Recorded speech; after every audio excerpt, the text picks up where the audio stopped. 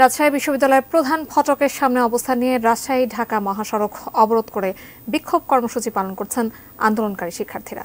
পাশেই সতর্ক অবস্থানে আছে পুলিশ ও বিজিবির সদস্যরা।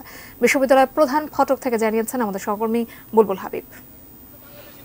রাজশাহী ঢাকা মহাসড়কের কোটা আন্দোলনের শিক্ষার্থীরা রাজশাহী বিশ্ববিদ্যালয় মহাসড়ক অবরোধ করেছে। বিশ্ববিদ্যালয়ের প্রধান ফটকের সামনে তারা এখানে অবস্থান নিয়ে কর্মসূচি পালন করছে।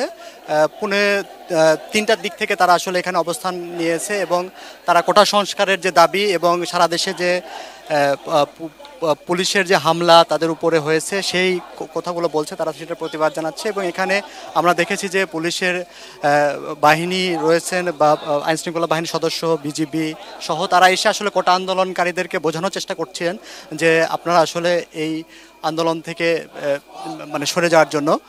এখানে কিন্তু পাশাপাশি পুলিশের সদস্য এবং আন্দোলনকারীরা রয়েছেন, কিন্তু কোনো ধরনের এখন পর্যন্ত কোনো ধরনের সংঘর্ষ সেটা কিন্তু হয়নি।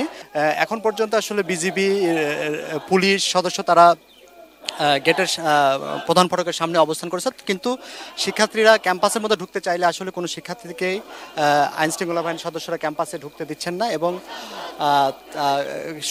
পুরো ক্যাম্পাসে কিন্তু একদম হলগুলো থেকে শিক্ষার্থী কেউ নেই, সব শিক্ষার্থীদেরকে হল থেকে বের করে দেওয়া হয়েছে। এবং ক্যাম্পাসের ভেতরের পরিস্থিতি বলা যায় যে স্বাভাবিক। শুধুমাত্র এই সড়কে এখানেই মহাসড়ক অবরোধ করে এখানে শিক্ষার্থীরা তাদের যে কর্মসূচি সড়ক অবরোধ করে কর্মসূচি পালন করছে এবং তারা তাদের যে স্লোগান দিচ্ছে যে আসলে কোটা সংস্কারে যে এক দফা দাবি, কোটা না মেধা, মেধা মেধা, এই ধরনের স্লোগান তারা দিচ্ছে এবং তারা দাবির পক্ষে তাদের যে যৌক্তিকতা স্লোগানের মধ্য দিয়ে তুলে ধরছে।